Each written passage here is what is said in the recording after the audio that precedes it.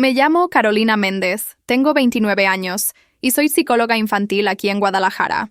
Hace exactamente 2 semanas, mi esposo me dijo que iba a ayudar a mi hermana con una mudanza en su nuevo departamento.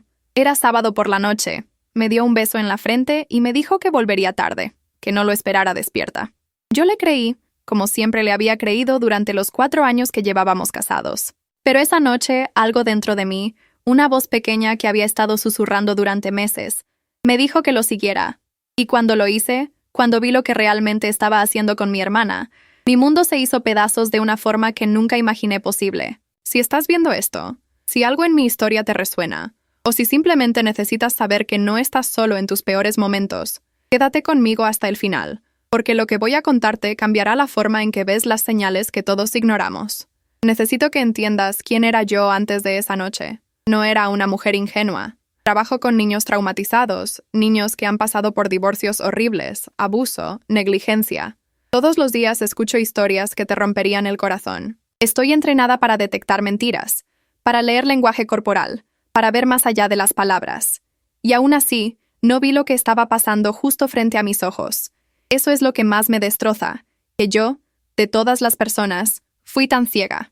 Mi esposo se llama Daniel Ruiz. Cuando lo conocí hace 6 años en una conferencia sobre salud mental, me pareció perfecto. Es trabajador social, dedicado, apasionado por ayudar a personas en situación de calle. Nos enamoramos hablando sobre cómo queríamos cambiar el mundo, sobre cómo los niños merecían mejores oportunidades, sobre justicia social y empatía. Me escribía cartas, me cocinaba, me trataba como si yo fuera lo más valioso que había en su vida. En nuestra boda, lloró cuando dijo sus votos.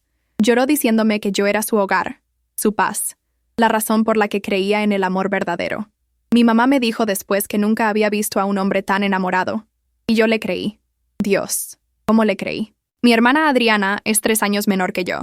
Siempre fuimos cercanas, pero después de que me casé, la distancia entre nosotras creció de formas que yo no quise ver. Adriana es maestra de secundaria, enseña literatura, es brillante, creativa, llena de vida. O al menos así era. Hace 2 años se divorció de su esposo después de un matrimonio breve y desastroso. Él la engañó con su mejor amiga. Fue horrible, público, humillante. Adriana quedó destruida. Vendió su casa. Se mudó a un departamento pequeño cerca del centro.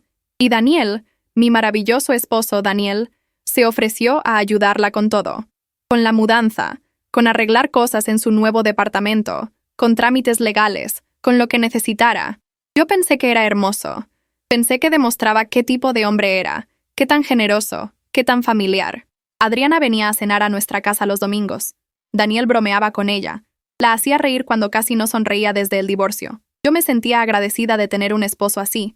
Alguien que no solo me amaba a mí, sino que amaba a mi familia. Que se preocupaba por mi hermana como si fuera suya. Qué estúpida fui. Qué ciega, qué patética, qué ingenua. Las señales estaban ahí. Siempre están ahí. Pero cuando amas a alguien, cuando confías completamente, tu cerebro las reinterpreta, las suaviza, las hace desaparecer. Daniel empezó a pasar cada vez más tiempo ayudando a Adriana. Al principio eran 1 o 2 veces por semana, siempre con razones perfectamente lógicas. Que tenía que cambiar una llave del baño, que tenía que ayudarla a armar un librero, que tenía que revisar un problema con el calentador. Yo le preguntaba por qué no llamaba a un plomero o a un técnico. Y él me decía que para qué gastar dinero si él podía hacerlo, que Adriana ya había pasado por suficiente con el divorcio, que era lo mínimo que podíamos hacer como familia. Después empezó a llegar tarde a casa, cada vez más tarde, 10 de la noche, 11, medianoche. Yo le preguntaba qué había tomado tanto tiempo y siempre tenía una explicación. Que se le complicó la reparación, que se quedaron platicando porque Adriana estaba triste, que pararon a cenar porque ella no había comido. Explicaciones razonables, creíbles, dichas con esa voz tranquila y esos ojos sinceros que yo amaba. Y yo asentía, le calentaba la cena, le preguntaba cómo estaba mi hermana. Él me contaba que seguía deprimida, que necesitaba apoyo, que le dábamos gracias a Dios de tener un matrimonio tan sólido porque no todos tenían esa suerte. Mi teléfono empezó a sonar menos con llamadas de Adriana. Antes hablábamos casi todos los días. Mandábamos mensajes tontos, memes, fotos de nuestros gatos. Pero poco a poco, el contacto disminuyó. Cuando yo la llamaba, sonaba distante, apurada, incómoda. Me decía que estaba ocupada con el trabajo, con adaptar su nueva vida, con procesar el divorcio. Yo lo entendí, o creí entenderlo. Le di espacio.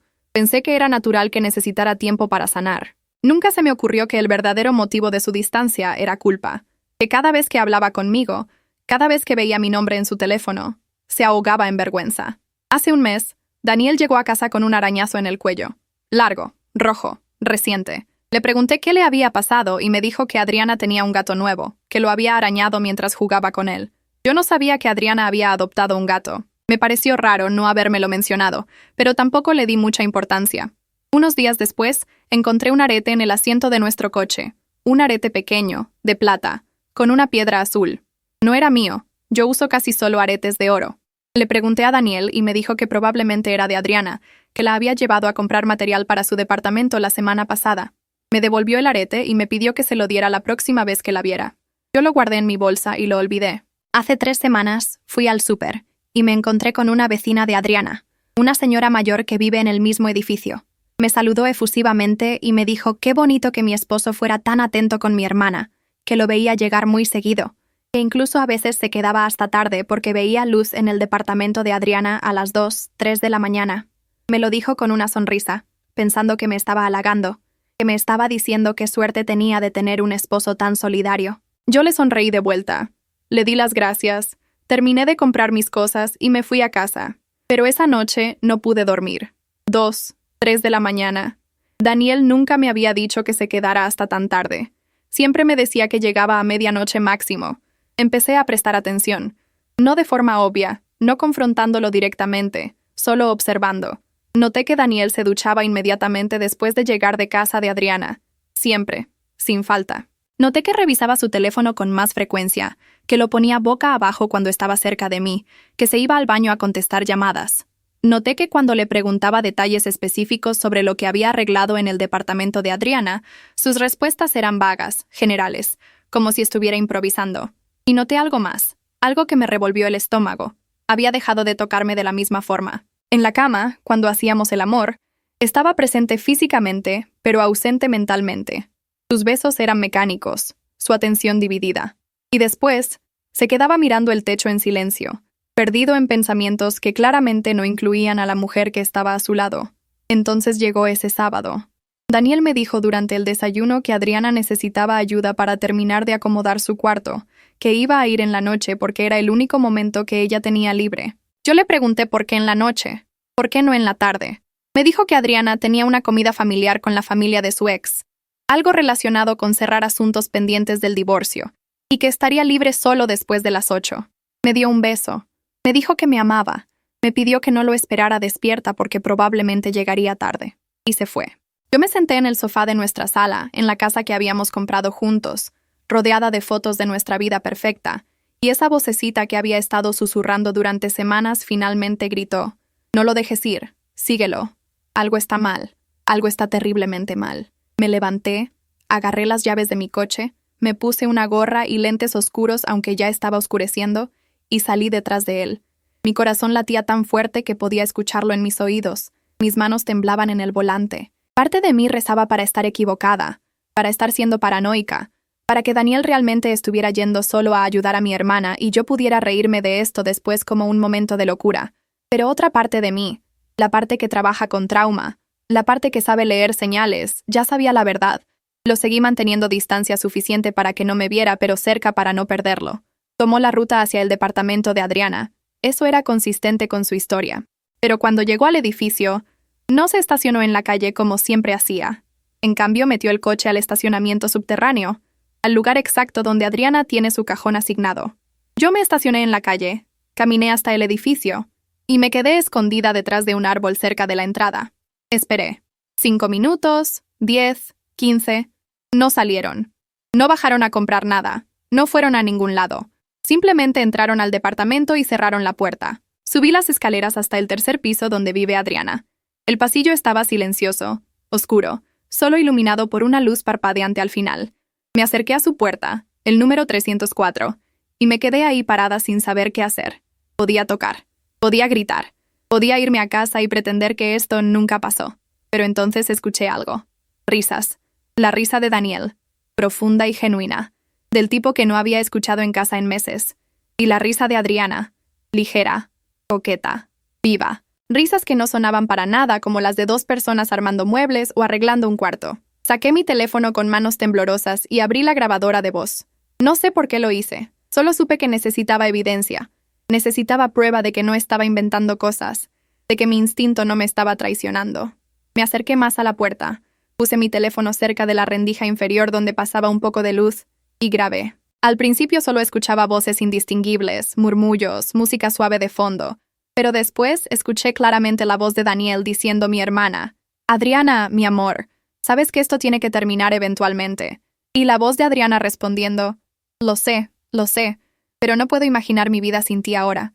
Lo sé, es horrible, es imperdonable, pero te amo». El mundo se detuvo. El pasillo comenzó a dar vueltas. Tuve que apoyarme contra la pared para no caerme. Mi esposo, mi hermana, te amo. Lo estaba diciendo con esa voz que yo conocía, esa voz que me había dicho que me amaba a mí 1000 veces. Y él le estaba diciendo que tenía que terminar, no porque estuviera mal, no porque me estuviera destruyendo, sino porque eventualmente, como si solo fuera cuestión de tiempo, de encontrar el momento correcto, de decidir cuándo romperme el corazón de la forma más conveniente para ellos.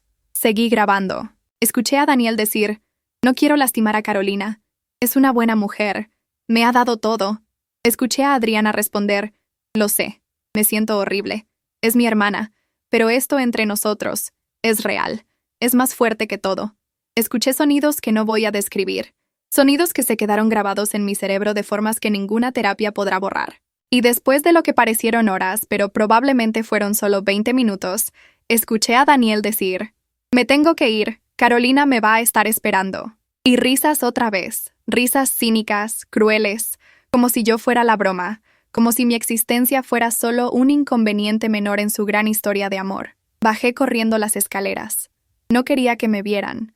No quería confrontarlos ahí. No todavía. Llegué a mi coche. Me metí. Cerré la puerta. Y me desmoroné. Lloré de una forma que nunca había llorado, con sonidos que no sabía qué podía hacer, con un dolor tan físico que sentía que me estaban arrancando órganos. Mi esposo, mi hermana, 4 años de matrimonio, toda una vida de hermandad, todo destruido, todo mentira. Y lo peor no era solo la traición, era el tiempo. ¿Cuánto tiempo llevaba pasando esto? Meses. Probablemente desde el divorcio de Adriana, tal vez incluso desde antes. ¿Cuántas noches habían estado juntos mientras yo dormía sola en nuestra cama? ¿Cuántas veces me habían mentido directo a la cara? ¿Cuántas veces habían compartido risas privadas, secretos, intimidad, mientras yo les servía cena los domingos y les agradecía por ser tan unidos como familia? Manejé a casa en piloto automático. No recuerdo el camino. Solo recuerdo llegar, estacionarme, entrar a la sala, sentarme en el sofá y mirar la nada. Daniel llegó 2 horas después, como a las 11 de la noche. Entró silbando, de buen humor. Me vio en el sofá y sonrió. «Amor, te dije que no me esperaras despierta. ¿Estás bien?» Yo lo miré. Miré a ese hombre que había prometido amarme en la salud y en la enfermedad, en la riqueza y en la pobreza, hasta que la muerte nos separara. Miré a ese extraño que había estado viviendo una doble vida mientras yo confiaba ciegamente en cada palabra que salía de su boca. «Estoy bien», le dije. «¿Cómo estuvo con Adriana?» «Bien, respondió mientras se quitaba los zapatos. «Ya casi terminamos su cuarto, se ve increíble. Tu hermana tiene muy buen gusto». Le pregunté si había comido. Me dijo que sí, que habían ordenado pizza. Le pregunté si Adriana estaba mejor de ánimo. Me dijo que sí, que poco a poco se estaba recuperando. Mentira tras mentira tras mentira, todas dichas con esa facilidad escalofriante de alguien que ha tenido mucha práctica. Esa noche me acosté a su lado. Él se durmió en 5 minutos, roncando suavemente, probablemente soñando con mi hermana. Yo me quedé despierta toda la noche mirando el techo, escuchando mi grabación una y otra vez con audífonos, torturándome con cada palabra, cada risa, cada sonido. Y en algún momento entre las 3 y las 4 de la mañana, algo en mí cambió. El dolor se transformó en algo más frío, más duro, más calculado. Trabajo con niños traumatizados. Sé cómo documentar abuso. Sé cómo construir casos. Sé cómo proteger a los vulnerables. Y aunque yo no era una niña, aunque era una mujer adulta que debería haber sabido defenderse mejor, me di cuenta de que necesitaba tratarme con la misma compasión y estrategia que uso con mis pacientes. No iba a ser la esposa dramática que confronta gritando. No iba a ser la hermana herida que llama llorando. Iba a ser inteligente, metódica, justa. Iba a reunir toda la evidencia que pudiera. Iba a construir un caso tan sólido que no pudieran negarlo, minimizarlo, o voltear la historia para hacerme ver como la loca celosa. Y después, iba a tomar decisiones desde un lugar de poder, no de víctima. A la mañana siguiente, Daniel se fue a trabajar como siempre. Yo llamé a mi consultorio y cancelé todas mis citas de la semana, diciéndole a mi asistente que tenía una emergencia familiar. Después manejé al departamento de Adriana. Toqué la puerta. Ella abrió en pijama, con el cabello despeinado, y cuando me vio su cara, perdió todo el color. «Carolina, ¿qué haces aquí? Tenemos que hablar», le dije con una calma que no sentía. «¿Sobre qué?», preguntó ella, bloqueando la entrada. «Sobre Daniel», respondí. «Sé que algo está mal entre ustedes, Carolina. No sé de qué hablas». «Adriana, por favor. Soy psicóloga. Trabajo leyendo lenguaje corporal y detectando mentiras todos los días. Sé que algo está pasando y necesito que seas honesta conmigo». Ella se quedó callada por un momento largo, sus ojos llenándose de lágrimas. Después susurró, «No puedo hacer esto». Cerró la puerta en mi cara y escuché cómo ponía el seguro. Muy bien. Si no iba a admitirlo voluntariamente, conseguiría mi evidencia de otras formas. Pasé el resto de esa semana convirtiéndome en detective. Instalé una aplicación de rastreo en el teléfono de Daniel, algo que técnicamente violaba su privacidad, pero que en mi estado mental justifiqué como necesario. Revisé nuestro historial de tarjetas de crédito y encontré compras extrañas. Cenas en restaurantes caros en fechas en que supuestamente estaba ayudando a Adriana. Un hotel boutique reservado por una noche hace 2 meses, cuando me dijo que tenía un retiro de trabajo. Joyería fina que nunca me había regalado a mí. Contraté a un investigador privado, un tipo recomendado por un colega abogado con quien trabajo en casos de custodia. Le pagué para que siguiera a Daniel durante una semana completa. Los resultados llegaron 6 días después en un sobre manila grueso. Fotografías. Decenas de ellas. Daniel y Adriana besándose en su coche. Daniel y Adriana entrando a un hotel. Daniel y Adriana cenando en un restaurante romántico. Agarrados de la mano sobre la mesa. Daniel y Adriana en el parque. Él con su brazo alrededor de ella. Ella recargada en su hombro. Imágenes que documentaban no una aventura casual, sino una relación completa. Una vida paralela que habían construido mientras yo trabajaba y confiaba y amaba ciegamente. Pero la peor foto, la que me hizo vomitar literalmente, fue una tomada en el departamento de Adriana a través de la ventana. Daniel y Adriana en la cama, después, abrazados, y en la pared detrás de ellos estaba visible una foto enmarcada. Me acerqué con lupa para verla mejor, y cuando la identifiqué, el aire salió de mis pulmones. Era una foto de nuestra boda, mía y de Daniel. Estábamos ahí mi hermana y yo en mi gran día, abrazadas, sonriendo, y ellos habían estado teniendo relaciones justo debajo de esa imagen, como si mi dolor fuera parte de su excitación, como si mi existencia fuera simplemente decoración en su mundo secreto. Si has llegado hasta aquí en mi historia, si estás sintiendo aunque sea una fracción del dolor que yo sentí, quiero que sepas algo. No estás solo. Sé que muchos de los que están viendo esto han pasado por traiciones, por mentiras, por el tipo de dolor que te hace cuestionar tu propia realidad. Y si estás en medio de eso ahora mismo, si estás sintiendo que te estás volviendo loco porque las señales no tienen sentido pero tampoco puedes ignorarlas, confía en tu instinto. Tu intuición sabe cosas que tu mente consciente todavía no quiere aceptar. Por favor, déjame un comentario contándome de dónde me estás viendo, si mi historia te resonó de alguna forma. Necesito saber que no estoy sola en esto, que construir esta comunidad de personas que se apoyan mutuamente tiene sentido. Y si te sirve lo que estoy compartiendo, si crees que alguien más necesita escuchar esto, suscríbete para que podamos seguir hablando de estas cosas difíciles que nadie más quiere nombrar. Con toda mi evidencia reunida, programé una reunión con un abogado de divorcio. Una mujer dura, directa, conocida por nunca perder casos de infidelidad. Le mostré todo: las grabaciones, las fotos, los recibos de tarjeta, los registros del rastreador mostrando que Daniel había estado en el departamento de Adriana 3-4 veces por semana durante meses. Ella revisó todo metódicamente, tomando notas, y después me miró con algo que parecía respeto mezclado con pena. «Tienes un caso perfecto», me dijo. «Con esto, puedes divorciarte en términos completamente favorables para ti. División inequitativa de bienes por adulterio, manutención permanente si quieres, lo que necesites.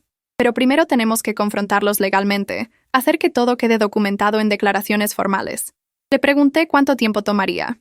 Ella me dijo que dependía de si Daniel cooperaba o no, pero típicamente de 6 meses a 1 año. 1 año más de vivir en esa mentira. de verlo todos los días sabiendo lo que sabía, de fingir normalidad mientras mi mundo estaba destruido. No podía, no iba a poder. Entonces hice algo que ni siquiera le dije a mi abogada. Contraté a alguien para que instalara cámaras ocultas en mi propia casa, en la sala, en la cocina, en nuestro cuarto. Le dije que sospechaba que nos estaban robando.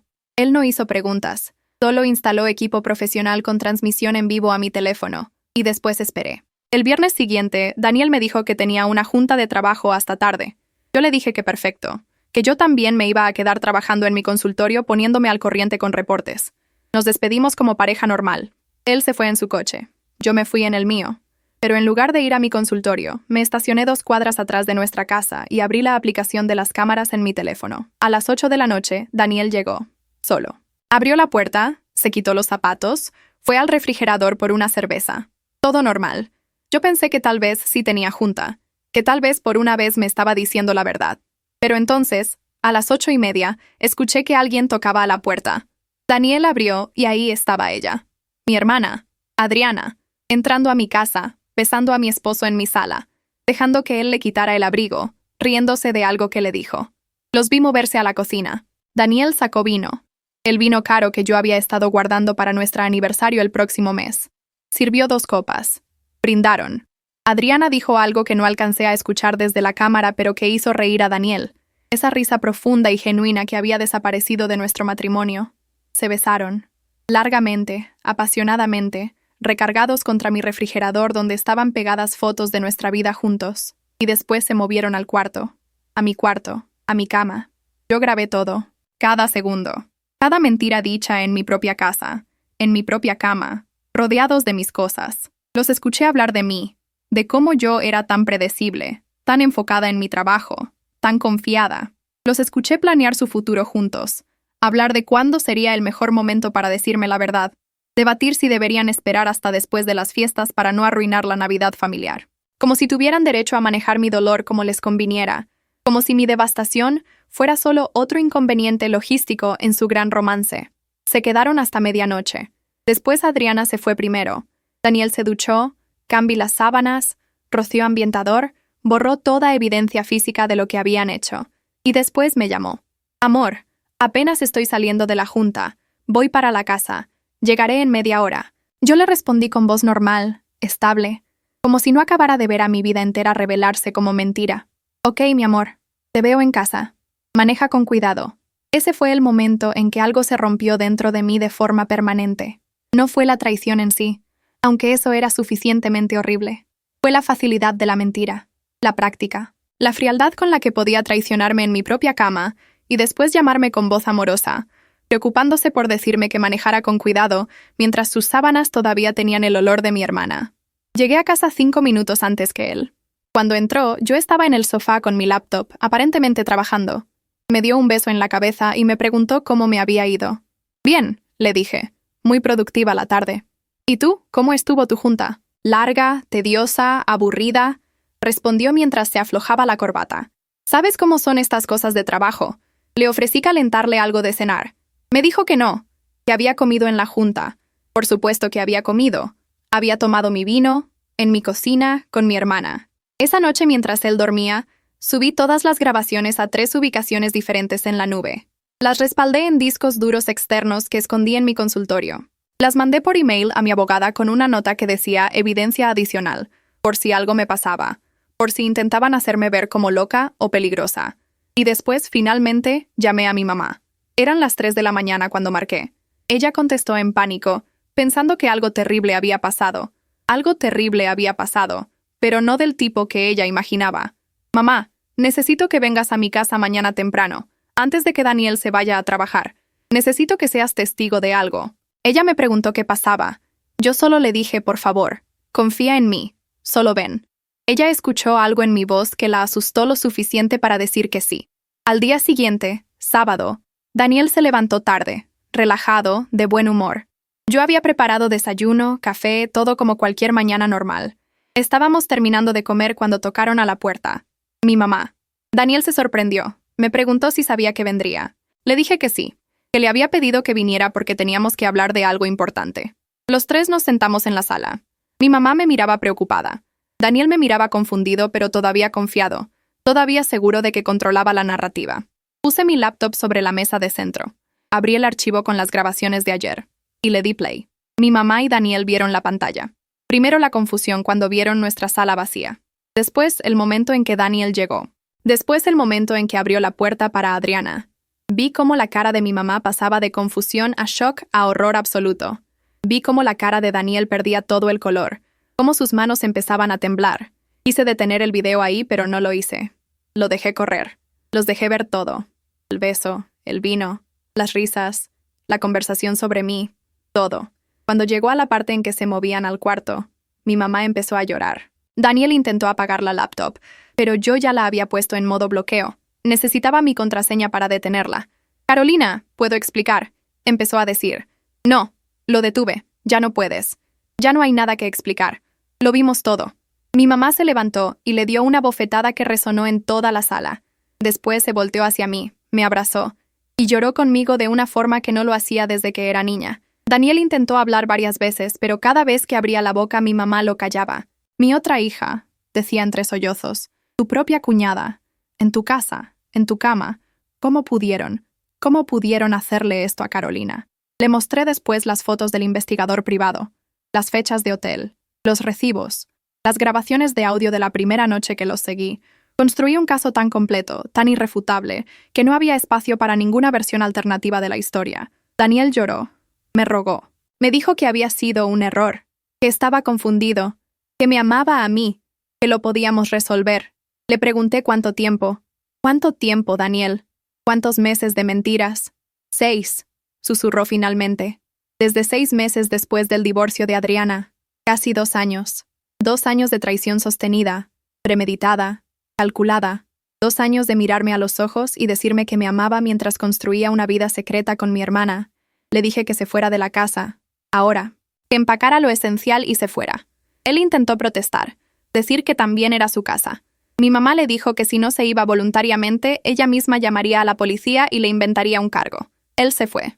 Mi mamá se quedó conmigo todo el día. Me abrazó mientras yo lloraba. Me preparó té. Me dejó hablar cuando necesitaba hablar y me dio silencio cuando lo necesitaba también. Y en la tarde fue a confrontar a Adriana. No me dejó ir con ella. Dijo que esto lo tenía que hacer sola. Volvió 2 horas después, todavía temblando de rabia. «Tu hermana está destruida», me dijo. «Pero no le tengo pena. Hizo su elección. Ahora tiene que vivir con las consecuencias». Los siguientes días fueron administrativos y brutales. Mi abogada presentó los papeles de divorcio con evidencia completa de adulterio. Daniel no peleó. Firmó todo. División inequitativa de bienes. Él se quedaba con casi nada. Manutención de mi parte, 0.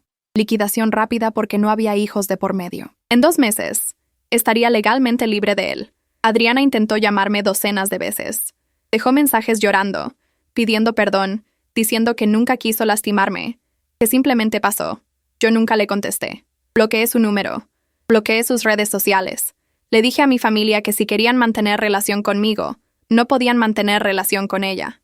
La mayoría me apoyó. Algunos dijeron que estaba siendo demasiado dura, que todos cometemos errores, que es mi hermana. A esos también los bloqueé. Porque esto no fue un error. Un error es olvidarte de apagar la estufa. Un error es llegar tarde a una cita. Esto fue una elección sostenida durante 2 años. Fue planificación. Fue mentira tras mentira tras mentira. Fue usar mi confianza, mi amor, mi casa, mi cama, mi vida como escenario para su traición. Y lo hicieron juntos, los dos, conscientes completamente del daño que me causaban, simplemente sin importarles lo suficiente para detenerse. Ahora, 3 meses después, estoy reconstruyendo mi vida pieza por pieza. Vendí la casa. Demasiados recuerdos contaminados. Me mudé a un departamento nuevo en otra zona de la ciudad. Empecé terapia. No porque esté rota, sino porque quiero procesar esto de forma saludable, porque no quiero cargar esta traición como veneno el resto de mi vida. Volví a mi trabajo con renovada pasión, ayudando a niños que están pasando por divorcios de sus padres, entendiendo ahora en un nivel completamente diferente cuánto duele la traición de la gente que se supone debe protegerte. Y aunque todavía hay días en que me despierto llorando, días en que la rabia me consume, días en que me pregunto qué hice mal o qué no fui para ellos, cada día que pasa estoy un poco menos rota, un poco más fuerte, un poco más cerca de la persona que quiero ser después de esto. Porque la verdad es que no hice nada malo. No fue mi culpa. No fue porque no fuera suficiente, lo suficientemente bonita, lo suficientemente interesante, lo suficientemente lo que sea. Fue porque ellos decidieron ser crueles, decidieron mentir, decidieron traicionar. Y esas fueron sus decisiones, no las mías. Si llegaste hasta aquí, si te quedaste conmigo a través de toda esta historia dolorosa y brutal, gracias. Gracias por escuchar. Gracias por importarte. Y si estás pasando por algo parecido, si sospechas que la persona que amas te está traicionando, si las señales están ahí pero tienes miedo de enfrentarlas porque no quieres que sean reales, te lo suplico, confía en ti mismo. Confía en tu intuición. Busca la verdad, aunque duela, porque vivir en la mentira duele mucho más. Documenta todo. Busca apoyo. No estás loco. No estás exagerando. Si algo se siente mal, probablemente está mal, y mereces mejor. Siempre has merecido mejor. A los que me están viendo y han vivido traiciones similares, me encantaría que me contaran en los comentarios cómo lo superaron, qué les ayudó, qué les hubiera gustado saber cuando estaban en medio del dolor. Construyamos juntos una comunidad donde podamos apoyarnos, donde nadie tenga que pasar por esto solo. Y si mi historia te sirvió de algo, si sentiste que alguien finalmente puso en palabras lo que tú has estado sintiendo, te invito a que te suscribas. No porque quiera números, sino porque quiero que sigamos hablando de esto. Quiero seguir compartiendo historias reales de personas reales superando cosas horribles, porque eso es lo que somos, supervivientes, y juntos somos más fuertes. Me llamo Carolina Méndez. Tengo 29 años. Soy psicóloga infantil en Guadalajara, y hace 2 semanas descubrí que mi esposo y mi hermana me habían estado traicionando durante 2 años. Pero no voy a dejar que eso me defina. Voy a dejar que mi sanación me defina. Voy a dejar que mi fuerza me defina, porque soy más que lo que me hicieron. Y tú también. Nunca lo olvides.